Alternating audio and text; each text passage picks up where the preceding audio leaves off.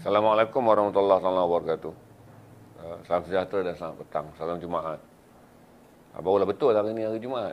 Semalam Khamis, dalam kepala pilih Khamis, dikeluarnya Jumaat. Syukur Alhamdulillah bagi hari Jumaat yang mulia ni. Dan kali ini hari Malaysia, 16 September, jatuh pada Jumaat, penghulu segala hari. Saya harap tuan-tuan yang mana mula membuat perjalanan percutian berantai Jumaat, Sabtu, Ahad, berhati-hati dalam perjalanan kerana kita masih lagi mengalami monsun barat daya dengan tekanan angin rendah yang selalunya akan membawa hujan di daratan pantai barat. Jadi bagi tuan-tuan yang memasuki kawasan-kawasan yang terdedah pada banjir, berhati-hati. Dan saya juga mengesyorkan tuan-tuan yang bercuti di kawasan percutian mudah dan murah, iaitu air terjun, sungai, rekreasi, terutama di Lembah Kelang, di Pulau Pinang, di Kedah, sebahagian di Johor dan juga di Perak. Walaupun tuan-tuan mungkin berada dalam kawasan air terjun yang cerah cuacanya, tapi saudara harus juga menggunakan khidmat Google ataupun Map Malaysia untuk melihat taburan hujan di kawasan-kawasan hulu sungai yang mana mungkin berlaku hujan lebat dan saudara sedang mandi di kawasan air terjun ataupun sungai yang berada di hilir.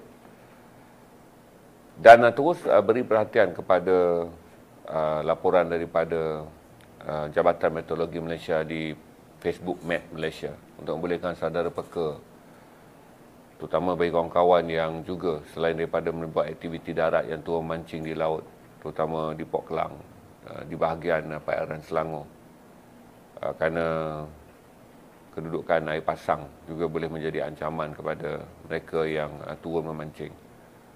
Dan sekiranya walaupun hujan pada musim monsun barat daya ni ataupun hujan pada musim La Nina ni agak kurang membawa ribut, tapi sebarang kemungkinan boleh berlaku dalam keadaan cuaca. Jadi pastikan hari Malaysia tuan-tuan raikan dengan jalan raya yang sesak, tak kira ke utara tanah air, ke selatan lebih terdesak kerana Melaka menjadi tuan rumah sambutan Hari Malaysia, ke pantai timur. Jadi hati-hati dalam memandu kerana perjalanan yang jauh, kesesakan yang panjang boleh membuat saudara hilang fokus atau keletihan. Dan sebahagian juga pastikan kenderaan anda berada dalam keadaan yang baik. Saya fikir ini adalah hari Malaysia yang 3 hari cuti berkembar yang ramai orang akan menjadikannya sebagai percutian katarsis ataupun percutian untuk meredakan tekanan akibat ketegangan yang begitu panjang yang telah kita lalui pasca COVID ataupun tahun 2022 yang memberikan kita banyak perkabaran yang tegang mengenai ekonomi, inflasi, harga barang dan sebagainya. Tapi kalau kita bandingkan dengan keadaan apa yang kita lalui, termasuk faktor cuaca, faktor ekonomi, faktor inflasi, kadar harga barang, kedudukan ringgit, Malaysia masihlah boleh dianggap sebagai antara negara mapan yang boleh bertahan berbanding kalau saudara lihat apa yang sedang dialami oleh banyak negara tetangga. Laos yang paling parah sekarang. Pakistan telah berada dalam keadaan pada bila-bila masa saja, kalau tiada bantuan dan tiada magic berlaku, krisis pasca banjir Sungai Indus dan juga kedudukan ekonomi Pakistan yang disenaraikan sebagai 9 negara yang sedang menuju pintu muflis, yang berada dalam keadaan resesi, kadar inflasi yang sangat tinggi, stok makanan yang sangat kritikal. Saya fikir raikanlah Hari Malaysia dengan rasa bersyukur kerana kita tidak disenaraikan dalam 9 negara di ambang muflis dan 25 negara dalam keadaan kewangan yang kritikal. Tuan-tuan dan perempuan, saya ingin mengingatkan tuan-tuan dan perempuan dalam percutian untuk meningkatkan keakraban silaturahim sama ada berkeluarga ataupun secara persekitaran, persahabatan, lingkungan, perniagaan dan segala macam. Kerana saya fikir ini masa yang sesuai untuk kita bersungguh-sungguh dalam meluaskan jangkauan radar persaudaraan radar persahabatan, meningkatkan lagi kualiti komunikasi bagi tuan-tuan, sama ada yang bekerja, yang meniaga, yang apa. Kerana komunikasi ataupun networking ataupun jaringan kerja yang saudara bentuk sekarang adalah sesuatu yang sangat penting dalam tempoh terdekat dan juga terutama tahun 2023 dan 2024. Saya fikir kata kalau ada masa lapang, bagi mereka yang bukan peniaga, pastikan saudara mempunyai jaringan persaudaraan yang sangat baik. Kerana akhirnya sistem sokongan satu sama lain, kalaulah kita melalui detik-detik yang sukar pada hujung tahun dan sepanjang tahun depan, kita ada saudara mara, rakan taulan, sahabat handai. Dan bagi mereka yang menjalankan perniagaan, saudara mempunyai network perniagaan, sama ada untuk memastikan saudara mendapat rakan niaga yang baru, pelabur yang baru, pembeli yang baru, ataupun sekurang-kurangnya jaringan perniagaan yang mungkin saudara boleh menukar hala tuju perniagaan kalaulah perniagaan yang saudara ada sekarang mungkin tidak lagi kompeten ketika stagflasi yang sedang melanda sekarang akan mula menunjukkan tanda-tanda penurunan ataupun kemeruduman bagi hujung tahun ini dan juga pada tahun hadapan. Secara ekonomi, kalau dilihat dengan perkembangan sekarang, saya yakin bahawa Malaysia masih lagi boleh mencapai pertumbuhan 6% ke atas bagi suku yang ketiga tahun ini. Setelah kita mencipta kejutan dengan menjadi negara ASEAN yang paling tinggi mencapai pertumbuhan pada penggal yang kedua, suku yang kedua itu hari dengan 8.9%. Dan saya fikir kata tak perlulah kita menjadi bias dan menjadi bias dengan menggambarkan. Oleh kerana begitu banyak berita-berita cabaran yang ada, begitu banyak berita-berita mengenai krisis ekonomi, begitu banyak momokkan cerita mengenai kenaikan harga barang, tuan-tuan menjadi orang yang prejudis kepada negara sendiri. Saya ambil pengajaran daripada video saya di YouTube mengenai pencapaian ekonomi meroket Malaysia pada penggal kedua, iaitu pada April hingga Jun dengan mencapai 8.9% yang dianggap sebagai antara yang terbaik di Asia. Ramai orang masuk dalam tu dan komen dengan mengatakan itu adalah fakta palsu. Hinggalah ramai pula yang datang dan terpaksa memberi link ataupun penjelasan kepada mereka yang buat komen di YouTube bahawa jangan jadi prasangka dan jangan jadi buta angka. Jangan jadi anda orang yang tidak tabayun untuk melihat sumber dari mana datangnya data 8.9%. Saya tak marah siapa-siapa tuan. Cuma saya fikir kata keracunan minda juga satu daripada cara yang menyebabkan kita tak boleh melihat perspektif negara ini dengan lebih baik. Dia ada beza dia mencintai negara ini sebagai rakyat dengan dianggap menyokong kerajaan yang ada atau menentang kerajaan yang ada. Politik adalah satu subprima yang lain dalam tempoh kita nak meraihkan Hari Malaysia. Walaupun banyaklah suntikan politik akan dibuat oleh kerajaan dengan menggunakan platform Hari Malaysia. Tapi sebagai orang yang bijak, kita faham mana satu yang harus kita raihkan sebagai rakyat yang mencintai tanah air ni. Dan bagaimana satu kita nak bedakan sebagai kempen politik yang mungkin saja kita tak bersetuju dengannya. Meraihkan Hari Malaysia penting, terutama kami orang di Semenanjung Malaya dengan rakan-rakan di Sabah dan Sarawak. Kita ucapkan kembali kepada kenangan yang hebat pada tahun 1963 ketika Sabah dan Sarawak menyertai Persekutuan Tanah Melayu dan akhirnya menjadikan negara ini dikenali dengan nama Malaysia. Kepada yang menonton ni daripada Sabah dan Sarawak, up je lah kata kami gembira.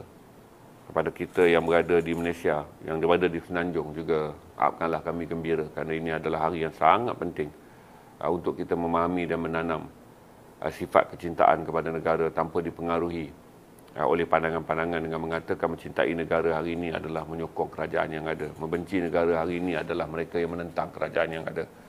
Ada beza dalam menghargai sejarah negara dan ada beza dalam mempolitikkan sejarah negara. Mak Kilau ditayangkan di Netflix sempena Hari Malaysia. Semalam saya dapat melihat sebahagian daripada petikan filem yang saya anggap box office dengan 97 juta ringgit kutipan di Pawagam dengan 7 juta ringgit pula nilai jualan hak siaran di Netflix. menjadikan filem ini secara nilai komersialnya sekarang bernilai 104 juta. Satu angka yang tak mungkinlah dicapai oleh mana-mana filem. Dan kalau dicampur pun, saya ingat dalam kutipan filem bagi tempoh 2 tahun ni, kemungkinan angka yang dicapai Mat Kilau adalah jauh lebih besar daripada filem-filem lain. Dan terima kasih juga kepada mereka yang kepawagam dan menonton filem-filem Melayu yang terus ditayangkan. Banyak filem ditayangkan dan walaupun taklah semua akan mencapai angka sebesar Mat Kilau, tapi dengan terus memberi sokongan kepada kandungan filem tempatan, akan memberi lebih ruang kepada penerbit tempatan untuk terus meraihkan dan menghasilkan filem-filem yang baik. Jadi saya harap patriotism terhadap karya seni tempatan, patriotism terhadap kraf tangan tempatan, patriotism terhadap apa saja bentuk perniagaan made in Malaysia yang dihasilkan oleh produk tempatan saudara raihkan. Kerana ini adalah sebahagian daripada citra baru kita nak meraihkan kemerdekaan. Kalau menggambarkan tentang kesusahan hidup, saya fikir kalau saudara pergi kepada My News Hub, sebuah platform yang tidaklah begitu aktif seperti tahun-tahun ketika saya aktif menulis di My News Hub pada tahun 2010 hingga tahun 2016-2017. Saya banyak juga menulis artikel-artikel ekonomi di My News Hub, artikel-artikel nasionalisme, artikel-artikel politik, artikel-artikel sastra, filem, dan tribute kepada seniman-seniman Malaysia di My News Hub. Dan saya fikir antara benda yang saya refer balik, artikel mengenai kos sara hidup telah mula saya tulis pada tahun 2012.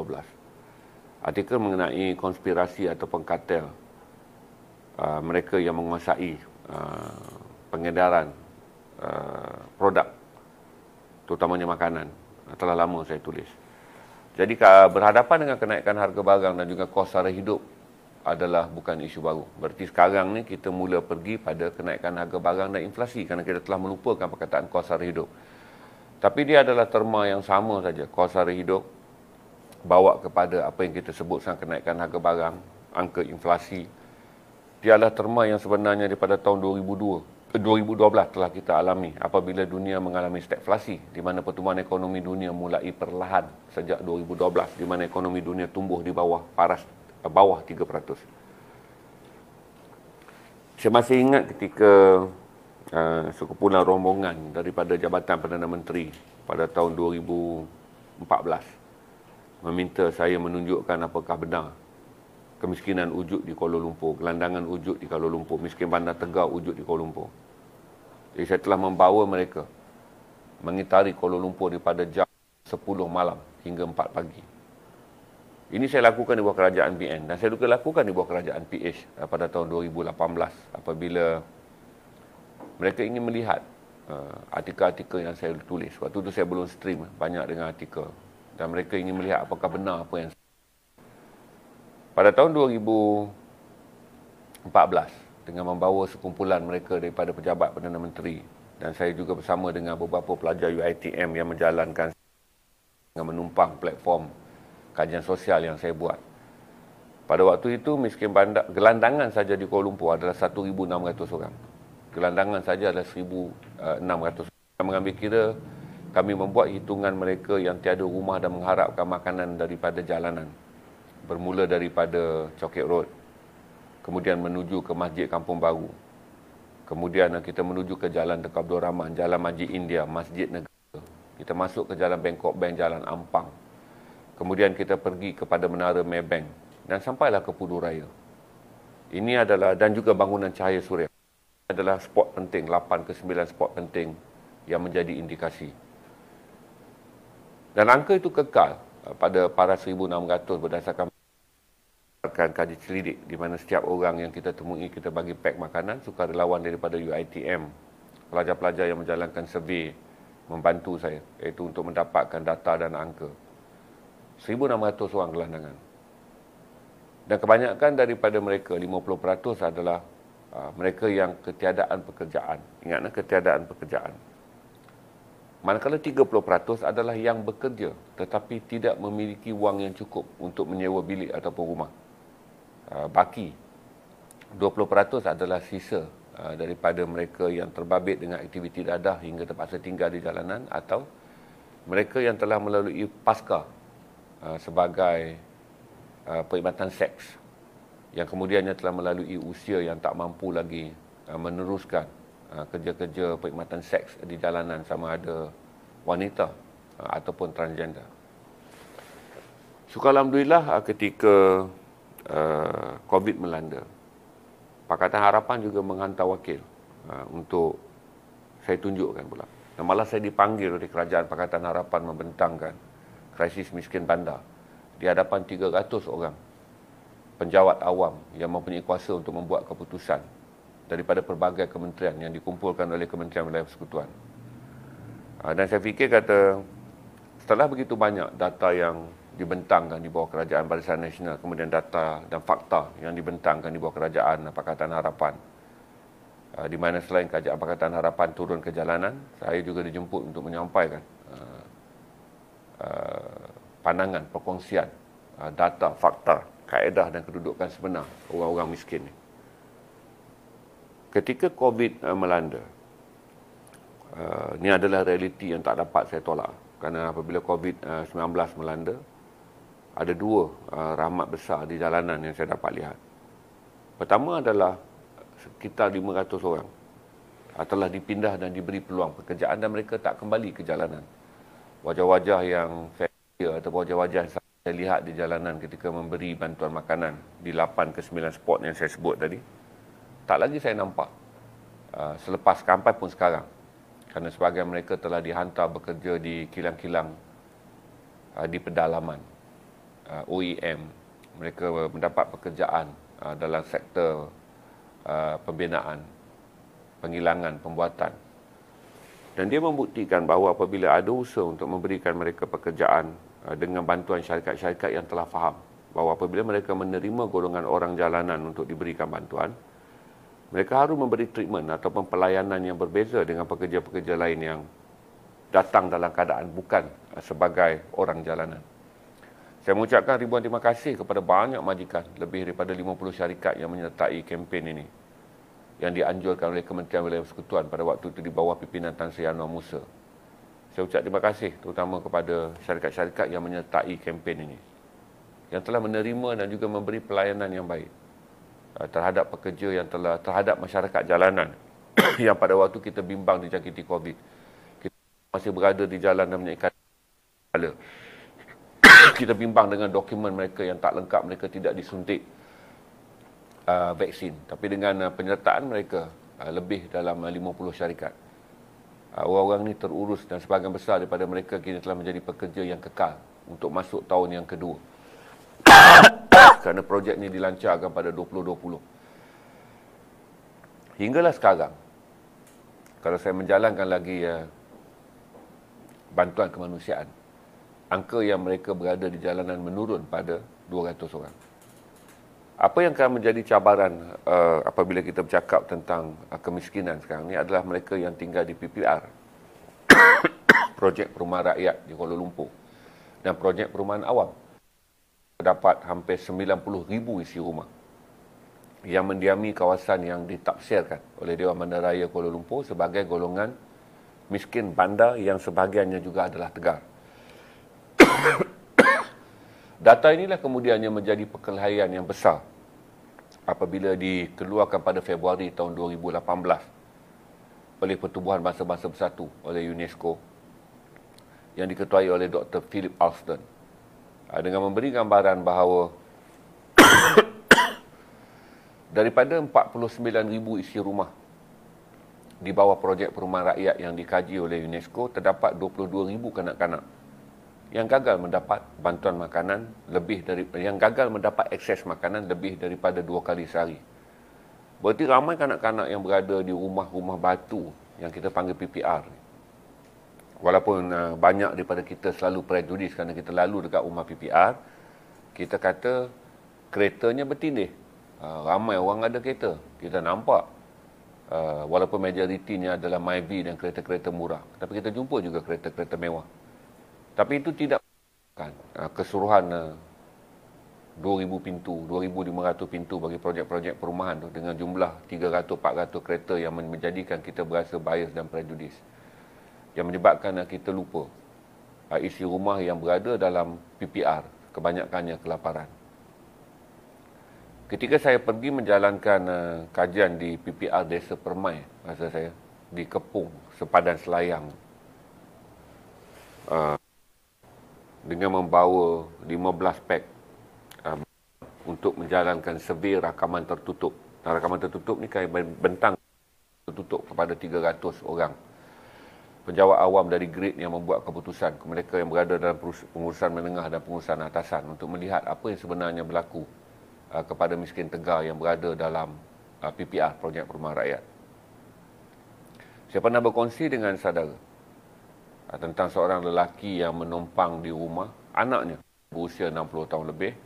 Dia menumpang di rumah anaknya yang berkahwin dan ada 6 orang anak. Berarti dalam rumah tu suami isteri 2 campur 6 orang anak 8, mertuanya 9. Pada tahun yang malam ketika kajian saya dibuat ni, iaitu pada 2019, ketika kerajaan tidak mempunyai banyak wang, dengan bantuan telah dibuat. Pada tahun yang sama juga, pejabat zakat dan juga Jabatan Kebajikan Masyarakat mula mengenal pasti bantuan kepada isi rumah adalah berasaskan alamat. Ini yang menyedihkan. Seorang lelaki yang berusia 60 lebih tahun ni, kerana anaknya juga telah mendapat bantuan JKM dan mendapat bantuan zakat di atas kategori miskin dan memiliki 6 anak. Dan dia sebagai orang yang menumpang di rumah anak ditolak dalam permohonan JKM dan permohonan zakat kerana memiliki alamat yang sama dengan pemohon, iaitu anaknya. Pada tahun yang sama juga berlaku keadaan yang sangat menyedihkan apabila syarikat-syarikat pengawalan keselamatan mula menolak permohonan warga tua sebagai pengawal keselamatan, kerana syarikat-syarikat keselamatan telah diberi arahan untuk tidak menyediakan pekerjaan kepada golongan tua bagi membolehkan kawalan keselamatan dinaik taraf dengan memiliki pekerja yang sesuai dengan cabaran tugas pengawal keselamatan. Jadi ramai mereka yang berusia 60 tahun ke atas, apabila mereka bekerja dengan usia yang saya interviewkan 60 ke atas, dengan usia 60-an, mereka tidak kompeten untuk mendapat apa-apa pun pekerjaan. Sangat-sangat tidak kompeten untuk mendapat apa-apa pun pekerjaan. Jadi akhirnya apa yang mereka boleh lakukan adalah menerima pekerjaan gaji murah daripada syarikat-syarikat yang telah pun menerima tender daripada Dewan Bandaraya Kuala Lumpur yang menjalankan kerja pembersihan ataupun kerja-kerja penyelenggaraan di kawasan PPR yang ada di seluruh ibu kota. Sedihnya pula tuan-tuan, walaupun syarikat-syarikat ini menerima tender kerajaan dan pada tahun itu arahan gaji minimum telah dikeluarkan RM1,200, di mana Kerajaan Pakatan Harapan telah mengeluarkan arahan minimum gajinya RM1,200.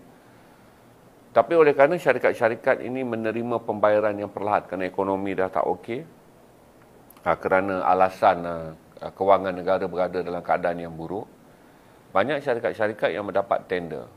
Dan pada tahun yang sama, syarikat-syarikat ini mula menerima bayaran yang perlahan, maka mereka menggunakan banyak kaedah yang tak boleh dilaporkan di Jabatan Buruh. Tetapi secara sebenarnya, ia adalah satu manipulasi. Di mana mereka ditawarkan gaji RM1,200 bekerja. Tetapi kemudiannya menjadi RM900 apabila dibayar gaji. Di mana sistemnya apabila mereka bercuti, cutinya ditolak sebagai cuti tanpa gaji. Apabila mereka MC, MC-nya ditolak sebagai cuti tanpa gaji. Di mana syarikat-syarikat yang menyediakan dokumen yang tidak lengkap dan tidak mengikuti kepatuhan standard dalam pengambilan pekerja telah memanipulasi warga tua yang bekerja dengan menguruskan secara bulanan. Orang ni tak akan terima gaji minimum RM1,200. Mereka hanya akan menerima sekitar RM900. Dan saya bentangkan benda ni. Yang kebetulan yang menganjurnya adalah Kementerian Belia Persekutuan. Ramai orang-orang yang bekerja pegawai-pegawai kanan di BKL dalam majlis tu dan Kementerian Belia Persekutuan. Ramai juga mereka yang berada dalam JKM. Jabat Zakat juga diundang dalam majlis tu. Apabila pemanipulasi ini dilakukan, artikelnya saya ada tulis. Saya tulis di Awani Online. Dan saudara boleh dapat dalam Awani Online. ZRA Miskin Bandar. Saudara cari tengok. Zainal Rashid Ahmad Miskin Bandar Awani Online. Saudara akan dapat data yang detail tentang kajian yang saya buat ni. Dan dia menjadi menyedihkan kerana manipulasi ini dilakukan oleh syarikat milik Bumi Putra. Dan kesemua pekerja mereka adalah Bumi Putra. Jadi berlakulah satu peristiwa yang sangat menyedihkan apabila seorang lelaki tua yang telah kehilangan kedudukannya, kehilangan pekerjaannya sebagai pengawal keselamatan kerana warga tua dianggap tak relevan menjadi pengawal keselamatan. Dia bekerja dengan syarikat yang hanya memberikannya gaji kurang RM900 sebulan. Dia menumpang pula yang telah memiliki 6 orang tanggungan, 7 termasuk isteri. Apabila bantuan JKM dan bantuan zakat ditolak, di mana secara mendadak dia RM300 JKM, RM300 zakat. Kerana ketika zakat mendapat kutipan yang kurang kerana ekonomi merosot, JKM pula menerima bajet yang kurang ketika kerajaan tidak memiliki wang. Yang menjadi mangsa adalah cara proses. Secara prosesnya, kerajaan tak menyebut potongan dibuat kerana kekurangan dana. Kerajaan menyebut kita tidak lagi membenarkan orang yang tinggal dalam premis yang sama mendapat 2 bantuan. Jadi aneh kerana seorang bapa yang menumpang di rumah anak dan menantu tidak mendapat bantuan kerana masalah alamat. Ini kadang-kadang saya fikir antara proses kita menuju Hari Malaysia ni. 16 hari yang lalu Hari Merdeka. Dia adalah satu proses yang memberi gambaran betapa naif dan betapa lemah cara kita berfikir dan meladani orang-orang miskin. Sedihnya tuan-tuan, apabila lelaki tua ini menerima gaji RM900, dia terpaksa juga menanggung cucunya kerana anaknya sendiri adalah seorang pekerja rencam yang tidak punya pendapatan yang tetap. Sebahagian pula mereka yang berusia 60 tahun ke atas adalah pemilik rumah yang punya anak yang ramai. Jadi pada satu hari terjadi peristiwa, dia hanya ada RM20 lebih yang bersangkut dengan inhaler yang ramai orang kata, oh kalau pergi dekat inhaler kerajaan RM3 je. Saya nak bagi tahu tuan-tuan, kata ia tidak semudah itu. Sebab tu kadang-kadang saya menyampah dalam stream ni. Saya menyampah dalam baca komen di YouTube. Apa yang saya panggil sebagai kebodohan yang tak boleh diterima. Di mana apabila kita bercerita tentang nasib orang yang malang, kita bercerita tentang nasib rakyat yang susah, akan masuk pembodoh-pembodoh yang saya tak boleh terima, yang akan menggambarkan keadaan orang miskin itu sebagai sesuatu yang sewajarnya, bukan yang saya streamkan. Dia boleh sebut tu, kata kalau pergi dekat pejabat kesihatan RM3 je. Tuan, orang ni diserang sakit ketika pejabat kesihatan ditutup 2 pagi.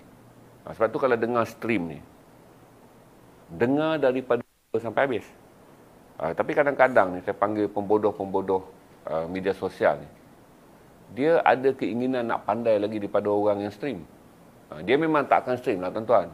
Goyang, dia akan apa ni, orang kata apa, menggigil. Tapi agresif. Dia jauh tulis panjang tentang saya. Masa saya stream tu barulah saya tahu tuan-tuan, di tengah-tengah ramai orang macam tuan-tuan yang bersimpati pada nasib orang susah, tak kurang juga mereka yang membenci orang miskin. Apa yang saya nak cerita adalah dia memiliki duit RM26 pada waktu siang. Bila dia balik, itu dia nak pergi beli inhaler dia. Keluarga tak ada makanan. Jadi dia keluarkan duit tu, beri kepada menantu dia. Kerana anak lelaki dia belum balik kerja, dia bagilah kepada menantu dia untuk pergi beli makanan.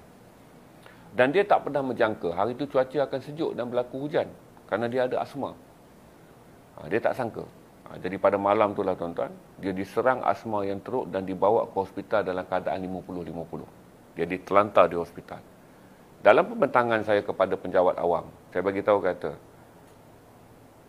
ia bukanlah satu kes yang sukar diperolehi. Saya kata datang spontan kerana menteri pada waktu tu, YB Khalid Samad, mahukan laporan tu disediakan segera. Jadi saya kata, saya terekam je. Saya terekam, pergi ke kawasan yang saya anggap paling best dari segi fizikal. Kalau saya pergi Desa Damai, nama tu, Alam Desa, Desa Damai dekat Kepung. Kalau saudara, Desa Intan Baiduri. Kalau saudara pergi, saudara lihat secara fizikal, kedudukannya jauh lebih okey berbanding kalau saudara tengok di Sri Sabah, Ceras, saudara tengok di Desa Tun Razak. komponen dan juga struktur bangunan tersebut akan menampakkan penduduknya biasa. Jadi oleh kerana bila saya sampai dalam masa sehari dan saya ada 15 pack makanan, saya dibawa mana saya kena berbisik dan jemaah masjid masa tu bagi tahu pada saya, jangan riuhkan kedatangan saya kerana 15 pack ni tak cukup. Kerana kelaparan ni biasa dia kata dia 150 ke 200 pack. Jadi oleh kerana saya datang nak bawa survey dan menggunakan wang poket saya sendiri. Jadi dia kata tolong diam-diam sebab nanti ramai orang nak makanan, tuan bawa 15 je. Kebiasaan orang bawa 150 pack ke 200 pack kerana itu adalah angka kritikal yang tinggal dalam kawasan ni. Jadi bila saya pergi dan saya dengar cerita tu, saya bentangkan kepada penjawat awam dengan mengatakan bahawa antara kematian seorang lelaki yang berusia 69 tahun yang dah tak layak bekerja dan hanya menjadi tukang sapu yang dibuli pula oleh syarikat-syarikat kontraktor yang tuan-tuan tenderkan. Saya sebut tuan-tuan tenderkan tu kerana menterinya ada di situ. Beliau adalah Menteri Belia Persekutuan, Khalid Samad, YB Khalid Samad. Orang-orang kanan di BKL semua ada di situ. Dan saya kata oleh kerana tuan-tuan, dan Kementerian Buruh juga ada di situ. Syarikat-syarikat ini telah memanipulasikan pendapatan. Dan oleh kerana saya bagi tahu kata, kita membuat pemotongan bantuan JKM dan juga pejabat zakat dengan memberi alasan alamat pintu rumah yang sama tak boleh menerima bantuan. Saya kata ia adalah satu keputusan atas kertas yang tuan-tuan buat analisa yang mudah. Berarti duit tak ada. Memang duit tak ada. Tapi nak bagi tahu rakyat duit tak ada tak popular. Maka buatlah satu undang-undang kononnya kerana alamat yang sama. Tak boleh ada dua nama yang menerima bantuan. Jadi saya jawab, kalau nak cari satu alamat satu orang duduk, saya kata hanya kubur aja. Di mana satu alamat seorang duduk. Tapi rumah, kita tak boleh menggunakan satu kaedah dengan ada satu pintu alamat. Kita nak menafikan dalam tu ada 2 atau 3 orang yang susah. Saya ingat wajah mereka yang hadir tu agak marah lah. Saya kata kalau saudara nak kira satu alamat satu rumah, saya kata dalam sejarah, pergilah dalam mana-mana agama ni, kebiasaannya. Kubur saja. Satu alamat, satu orang ada dalam tu. Tapi bagi orang yang hidup, satu alamat memiliki 2 atau 3 orang yang susah dalam tu. Saya bercakap tentang kemiskinan, bercakap tentang miskin bandar. Saya fikir itulah level yang tertinggi lah bila Datuk Khalid Samad, YB yang dilantik menjadi Menteri Wilayah bersungguh-sungguh nak anjurkan satu seminar dan kemudian mencari jalan untuk menubuhkan satu organisasi yang boleh menampung kekurangan bajet JKM di mana pemotongan besar-besaran dibuat kepada mereka yang menerima bantuan kerana kerajaan tak ada duit, zakat juga pemotongan tersebut. Sebelum datang COVID pun tuan-tuan, zakat telah pun menunjukkan tanda-tanda penurunan kerana kami stagnasi, iaitu pada tahun 2000 hingga sebelum pilihan raya 2018 tu kita dah ada keperlanan ekonomi selama 6 bulan. Dan waktu tu pun ratus ribu dah syarikat-syarikat SME ditutup. Sebelum datang pukulan COVID pada PKP Mac 2020. Kemudiannya pada Jun, Jabatan Perangkaan mengeluarkan 400,000 syarikat ditutup. Sebelum tu syarikat ditutup banyak. Dan syarikat yang telah pun bergoyang nanti masa untuk ditutup. Jadi saya kongsi pada saudara mengenai perangai Malaysia yang sepatutnya kita baiki. Dan saya tak fikirlah kata Malaysia yang perlu dibaiki adalah tentang pemimpin, tentang organisasi, tapi tentang kita sebagai individu. Bagaimana kita nak meledani orang-orang yang jumlah mereka akan meningkat daripada bulan ke bulan ketika keadaan begini susah.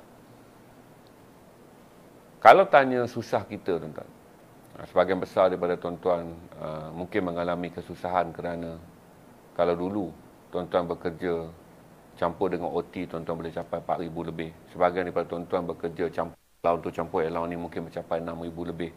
Dan mungkin juga saudara yang berada dalam ni adalah T20, yang saudara berniaga, saudara boleh menerima keuntungan lebih daripada 12,000 sebulan. Kemungkinan apa yang kita alami, sebahagian besar daripada kita alami sekarang adalah penyusutan pendapatan. Tapi saya cerita saudara, di mana angka miskin di Malaysia di bawah garis panduan baru, iaitu pendapatan 2,080 ke bawah, miskin tegar lagi tu. Kita ada lebih kurang 600,000 keluarga miskin tegar di Malaysia. Kebanyakannya taklah saja terhimpit dalam kehidupan di bandar-bandar besar. Nelayan, petani, penoreh getah utamanya. Kan tak ada banyak berita baik yang kita dengar daripada industri getah, pesawah. Yang tahun ni kita akan dengar lagi banyak ratapan berikutan hasil tuaian yang merosot 60%. Kelapa sawit saya fikir sedikit bernafas kerana dunia menjangkakan ketika kelapa sawit mencapai harga puncak pada Jun 2022 dengan RM6,000 per tan metrik. Dan sekarang sawit pun dijangka tidak akan turun lebih rendah daripada RM3,800 per tan metrik. Kemungkinan akan ada peningkatan kembali, lonjakan kembali kepada RM4,000 setan metrik pada penghujung tahun ini. Kemiskinan ini merangkum semua yang kemudiannya saya gambarkan pada Hari Malaysia. Patriotism moden ataupun apa yang disebut sebagai patriotik moden adalah kita meningkatkan lebih nilai ihsan terhadap orang lain yang tinggal bersama dengan kita. Apa yang saya bimbangkan adalah kita menjadi lebih kedirian, di mana semua orang merasa kerana perkataan susah sukar, terjejas pendapatan ini telah menjadi fenomena, maka semua orang akan mengisytiharkan dirinya jatuh di bawah kategori susah, jatuh di bawah kategori kurang pendapatan, jatuh di bawah kategori terjejas keuntungan. Dengan sedikit sahaja gangguan ekonomi yang berlaku kepada kita, maka akhirnya kita menganggap diri kita jatuh di bawah kategori orang susah dan kita tak layak lagi untuk membantu orang lain. Kita akan mengatakan bahawa kedudukan kita yang dulunya boleh bermurah hati membantu orang lain, kedudukan kita yang dulunya berupaya untuk membantu orang lain, hari ini telah berakhir kerana ekonomi Malaysia menyertai ekonomi dunia sebagai ekonomi yang terjejas. Tuan-tuan dan puan-puan, kenapa saya bercakap tentang soal ni? Kerana saya tak mahu menjadikan lokasi saya sebagai gambaran, tapi tuan-tuan yang tinggal di mana pun lah, saya percaya tak ada seorang pun tuan-tuan yang berada dalam tontonan. Berapa ratus orang kita ada sekarang Ilham? 361. Alhamdulillah, Jumaat susah nak dapat angka ni. 361 orang yang menonton ni. Saya fikir tak ada seorang pun daripada saudara yang boleh memberitahu saya. Saudara tak tahu siapa orang miskin di kawasan saudara. Tak ada seorang pun daripada saudara yang boleh bagi tahu saya. Saudara tak pernah mendengar khabar mengenai wujudnya orang miskin tempat anda. Setiap daripada kita akan mempunyai apa yang kita sebut sebagai boleh didengar di telinga cerita miskinnya. Malah setiap orang daripada kita tahu, boleh dilihat dengan mata akan miskinnya. Cuba kebimbangan saya apabila mulut kita kerap berkata kepada hati kita. Yang saya kata tadi tu, 6,000 kali sehari kita bercakap tentang diri kita ni. Aku ni dah terjejas sikit pendapatan. Ekonomi tahun depan akan teruk. Aku pun nak kena jaga kewangan aku. Kena pastikan apa tindakan aku bersangkut dengan kewangan haruslah lebih berhati-hati kerana tahun 2023 dan 2024 dunia telah mengisytiharkan sebagai the perfect storm. Dengan banyak bisikan tersebut, dia bukan sahaja menjadikan saudara orang yang berhati-hati dalam perbelanjaan, tetapi menjadikan orang yang kemudiannya melupakan sifat ihsan untuk membantu orang lain. Berarti apabila 6.6 juta isi rumah yang sekarang berada dalam keadaan B40 bawa naik ke sampai T20 ni, 6.6 juta isi rumah. Manakala ada 600,000 isi rumah yang digadgetkan sebagai mesin tegar di Malaysia. Kita akan mengabaikan mereka kerana semua kita merasa kehidupan kita terjejas. Sebab tu semalam bila saya ajak Ustaz Ashraf memulakan kempen beras, infak, kita tak menjual pada kadar setiap orang kena beli sekampit. Ustaz, kita mulakan RM1. Semua orang beli RM1. Kalau 16 orang bagi, berarti lepaslah sekampit beras dihantar pada rumah orang miskin. Begitu juga yang berlaku di tempat-tempat lain, tuan-tuan. Berarti kalau dulu tuan-tuan orang yang boleh memberikan dana. Saudara sebut, kalau kita dulu kita sebut nak bantu orang ni, kita cakap tentang RM10, RM50, RM200, RM800, kaya sikit RM1,000, RM2,000, RM3,000. Tapi oleh kerana bisikan-bisikan yang bersangkut dengan kebimbangan tentang ekonomi telah menimbulkan kegoncangan iman. Itu saya kena ingat. Jangan sampai bisikan-bisikan buruk tentang ekonomi, bisikan-bisikan buruk mengenai kos sara hidup, bisikan-bisikan buruk mengenai inflasi, bisikan-bisikan buruk mengenai suasana ekonomi dunia yang tak okey tu, yang bersifat duniawi tu, dia bunuh nilai diri kita yang bersifat akhirat. Orang jadi kedekut, orang jadi enggan bantu orang lain, menganggap, maaflah, inilah tahun kamu akan mati kelaparan. Inilah tahun di mana kalau ada orang kelaparan, dia bukanlah berita besar. Kerana tuan-tuan menganggap kelaparan, kemiskinan adalah berita biasa pada tahun-tahun yang akan datang. Dalam bilik saya, tuan-tuan, ada beras yang semalam buat promotion tu, Ustaz tinggalkan. Ustaz tinggalkan, saya kata, Ustaz naikkan lagi pun, yang ada dalam van dia naikkan. Saya rasa kita ada 15 paket lah. 20 paket kita ada. Saya hanya sampaikan kepada satu orang semalam. Habis live tu pukul 4 pagi baru saya tengok, alamak, lupa nak bagi tahu, kata dekat JRA Stream ada beras. Saya tak sempat nak pergi hantar. Saya hantar satu mesej je, hantar. Reply dia, senarai nama yang sebenarnya daripada minggu lepas minta beras. Seperti saya ada satu kakak ni, nama dia Ana. Dia ni menjadi gatekeeper saya, orang yang tolong memantau siapa yang kritikal. Sebab saya tak boleh pergi. Dulu saya pergi seminggu 2 kali. Saya pergi sampai pukul 1 pagi, duduk rumah dia orang, minum teh dengan orang sembang sampai pukul 4 pagi. Saya adalah proses. Pergi tu saya dah selit-selit envelope, duit kocek bawah, duit kocek atas kan. Salam orang yang ada anak ni bagi 100. Salam orang yang ibu tunggal 2 anak ni bagi 100. Salam dengan seorang pelacur tua yang tak ada keluarga, tak ada apa, bagi 50. Oleh kerana seminggu ni, tuan-tuan, berarti malam ni dia orang nak datang petang ni ambil beras dengan segera, tapi tak ada kenderaan. Saya kata naik Grab, duit tunai tak ada. Jadi yang ada dengan saya ni sekarang adalah menghantar dengan Lalamove. Tapi dia orang kata tak apa, mereka telah berjaya mendapatkan bantuan seorang pomen. Pomen ni depan tu je, depan rumah dia orang. Dia pomen ni kata dia sewakan kereta. Dia bukan sewa, dia bagi free. Tapi kereta dia boleh pakai malam je. Takut siang nanti customer dia nak ambil. Benda-benda yang macam ni, bila saya bangun sebelum tu solat Jumaat dan sepanjang pergi Jumaat dan balik pada Jumaat, memberikan saya gambaran mengatakan bahawa berurusan 20 kampik beras dengan berita yang dah seminggu. Maksudnya Kak Ana dah terima berita, kalau Tuan Haji hantar beras, bagi tahu rumah kami dah habis beras. Ataupun orang ni tanya dia, ada tak Tuan Haji hantar beras? Ataupun beras yang Tuan Haji hantar dulu ada lagi ke tidak? Saya memikirkan tahap kelaparan telah meningkat dengan tinggi kerana kawasan-kawasan yang dulunya dikunjungi orang untuk bagi bantuan, kini menjadi kawasan yang terakhir. Ingat, saya bukan suruh tuan-tuan donate, tak ada masalah, tak mau. Yang saya nak adalah tuan-tuan yang berada di semua tempat tuan-tuan ni, lupakan sebentar tentang berita-berita ekonomi tak bagus ni. Kerana dia boleh menjadi bisikan yang merosakkan akhlak. Walaupun dia benar. Ekonomi itu susah, benar. Tahun depan cabaran ekonomi akan menjadi lebih mencabar, itu benar. Tahun depan banyak ritma ekonomi akan diganggu oleh the perfect storm, itu benar. Tapi janganlah sampai kerana berita ni, tuan-tuan yang biasanya bermurah hati, tiba-tiba menjadi orang kedekut kerana mendengar berita yang benar. Ini masalah rosak tabayun ni. Kerana telah mendengar berita yang benar mengenai akan datangnya satu bencana pada satu waktu, maka saudara telah membunuh kebaikan yang ada dalam diri saudara. Ingatlah, jangan kerana telah mendengar berita yang benar mengenai satu keburukan yang akan berlaku, saudara telah membunuh jiwa insan dalam diri saudara.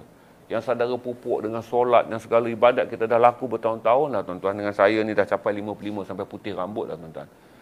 Takkanlah kerana saya bimbang estima saya tu nak kena jual ke tidak. Saya bimbang rumah saya tu saya mampu nak bayar atau tidak. Kebimbangan tu semua dengan bertukar, dengan mengatakan bahawa ini adalah bukan tahun untuk saya bantu orang. Inilah bukan tahun untuk kita derma. Ini bukanlah tahun untuk kita tolong orang. Jangan sampai macam tu, tuan-tuan. Sebab tu semalam Ustaz Ashraf kata, bila datang perkara-perkara macam ni, ujian yang paling berat kepada kita adalah bagaimana kita nak mengendalikan kemahuan dunia kita. Itu dunia yang datang dengan kesusahan. Dan kita nak kendalikan pula dengan jiwa akhirat kita. Bahawa apa saja yang berlaku ke atas dunia ni adalah ujian Allah sebelum pergi mati. Berarti tak kira lah ni, tuan-tuan, datang tahun mewah, datang tahun susah ni. Hidup adalah hanya kehidupan. Yang sementara, apa saja yang berlaku dalam kehidupan yang sementara ni, tuan-tuan, janganlah sampai diubah hati kita yang memang kita bina untuk pergi ke akhirat. Takut nanti yang dah 2 kali haji, yang semayang tak pernah tinggal, yang dohanya berpeluh-peluh kalau terlambat doha. Tapi segala amalan yang tuan-tuan buat, baca Quran apa semua untuk meningkatkan kualiti diri, akhirnya musnah hanya kerana saudara menjadi pendengar begitu banyak berita mengenai akan datang ujian yang lebih berat. Tahun-tahun ujian ni adalah, tuan-tuan, tahun-tahun yang kalau kita fikir, akan datanglah para malaikat yang lebih ramai turun ke dunia untuk mencari siapakah di kalangan hamba Allah yang murah hati untuk kami bawa namanya untuk didoakan. Tuan-tuan sertai. Bagi makan orang yang lapar, raikan tetamu, muliakan orang miskin. Supaya ketika begitu banyak malaikat turun ke dunia untuk mencari siapakah di kalangan hamba Allah yang berkualiti ini, kita adalah orang yang menyertainya. Kerana kita memilih ketika susah. Kita sanggup sikit lagi susah. Bukan kerana ekonomi, tapi adalah kerana manusiawi. Itu peringatan saya pada tuan-tuan pada Hari Malaysia pada tahun-tahun yang sukar, supaya kesukaran hidup ini tidak membunuh segala amal ibadat yang kita buat. Hanya akhirnya kita berfikir tentang rumah kita, diri kita, kereta kita, saudara mara kita, kocek kita, apa semua. Hingga kita melupakan tanggungjawab kita yang telah kita bina daripada dulu. Menjadikan hidup ini hanyalah ibadah dan kita nak mati pada jalan yang Allah reda. Pada tahun-tahun yang sukar, kita begitu ramai malaikat akan turun untuk mencari siapakah di kalangan umat Muhammad akhir zaman ni. Ni pok-pok akhir zaman ni, tolong dengar. Jangan duk meratip akhir zaman, akhir zaman, akhir zaman. Ratiplah. Bantulah ramai orang yang susah. Kerana pada akhir zaman ini kalau datanglah satu ujian, ujian yang terbaik bagi umat akhir zaman adalah mereka yang memilih untuk menyertai apa yang Nabi lakukan. Iaitu sentiasa memuliakan orang yang susah, sentiasa memberi makan pada orang yang lapar. Itu saja stream saya petang ni. Terima kasih 300 lebih orang yang ada. Saya harap kata saya lebih banyak stream pada diri saya. Supaya dalam apa pun yang saya buat, tuan-tuan, satu perkara yang tak mungkinlah Zainal ni mati kerana Al-Hafiz. Zainal ni mati kerana sedap baca Quran. Zainal ni mati kerana apabila dia jadi imam, menitik air mata makmum dengar sedapnya dia baca. Yang tinggal kepada saya, tuan-tuan, untuk pilihan saya mati adalah dengan sentiasa berpegang bahawa kalau boleh pada hari yang terakhir dia nak mati pun, tuan-tuan, yang saya ingat adalah kesiankan orang miskin. Bagi makan orang yang lapar. Kalaulah sekarang saya berubah, tuan-tuan, saya akan menganggap bahawa satu-satu rezeki besar yang Tuhan bagi pada saya, iaitu ada mata yang celik dalam melihat orang yang susah, saya buang macam tu je. Ingat, satu-satu rezeki besar yang saya kata dari dulu lah Allah bagi dekat saya. Tak murahlah rezeki saya ni sampai hitam dahi dengan solat. Tak murah rezeki saya ni berjaga malam, bab-bab ni. Tak murah rezeki saya. Tapi Allah murahkan rezeki saya dengan memberikan saya satu pandangan di mana apabila saya melihat orang susah, tak perlu datang tarbiyah dan tak perlu datang tazkirah. Saya akan bercepat-cepat kerana saya fikir kata inilah satu-satu yang Allah telah beri pada hati saya, iaitu saya mempunyai perasaan pada orang susah. Tapi kalau sekarang ni, tuan-tuan, tiba-tiba kerana meniaga bandar ni lah saya kata, nak untung cover tu kena bantu, kurangkan orang susah, nak cover untung ni janganlah selalu banyak berurusan dengan orang susah. Maka matilah saya dalam keadaan menolak satu rezeki Allah yang paling-paling saya dapat dalam hidup, iaitu rasa kasih pada orang susah. Jika tuan-tuan ada perasaan yang sama, peliharalah. Datanglah 1000 lagi berita buruk yang ada ke atas dunia ni, tuan-tuan. Dia hanyalah berita di atas dunia di mana kita menguruskannya dengan baik. Kerana kita mahu urusan di atas dunia yang baik ini akhirnya menjadikan kita dapat kematian, hasnul khatimah, iaitu kematian yang baik.